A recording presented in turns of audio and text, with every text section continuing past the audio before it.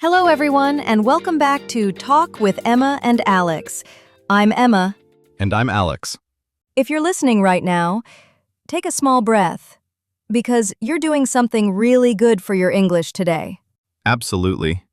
And before we jump in, Emma, quick question for you. How was your day? Honestly, a little busy, a little messy, but good. One of those days where you think a lot, and then think even more. One of those days. Mine was calm, actually. I went for a walk in the evening and started thinking about thinking. Thinking about thinking? That already sounds like today's topic. Exactly.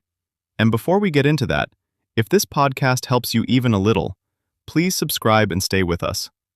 We make these episodes to help you feel confident, not confused. Yes, and if you're someone who understands English but still feels stuck while speaking, today's episode is especially for you. Very especially. So Alex, let me ask you something simple. When you speak English, do you ever feel like your brain gets tired? All the time. Not because English is hard, but because my brain is doing too much work. Exactly. And that too much work usually comes from one habit. Translation?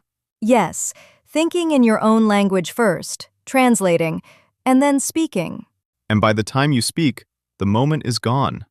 Or the confidence is gone. Or both. So today's episode is about something very important: how to think in English and stop translating in your head. That sounds simple, but not easy. True, it's not magic, not talent, and definitely not about being perfect. It's about training your brain slowly, gently, naturally. Okay, I'm listening. Let's start with a small truth. If you're translating in your head, it doesn't mean you're bad at English. It means you're human. That actually feels comforting. The problem is not translation itself. The problem is depending on it all the time. Like in real-life situations? Yes, imagine you're in a shop. The cashier asks you, "How are you?" And your brain says, "What does that mean in my language?" Then it searches for an answer. Grammar comes in, fear comes in, and finally, silence. That happens so often. Because your brain is doing 3 jobs at the same time: translate, think, and speak.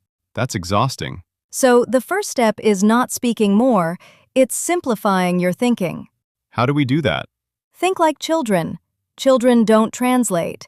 They connect words to feelings and situations. So no translation, just meaning? Yes, for example, when you hear coffee, don't translate it. Just imagine it, smell it, feel it. That actually feels natural. That's thinking in English. So remember, thinking in English is not about being perfect. It's about being comfortable and consistent. Yes, and if you try even one small idea from today's episode, you are already improving. And we'd love to hear from you. Try this. Write one simple sentence in English in the comments below. Just one. No pressure. And share this episode with a friend who is also learning English. It might help them too. We'll see you in the next episode. Keep thinking, keep practicing, and keep going. Bye, everyone.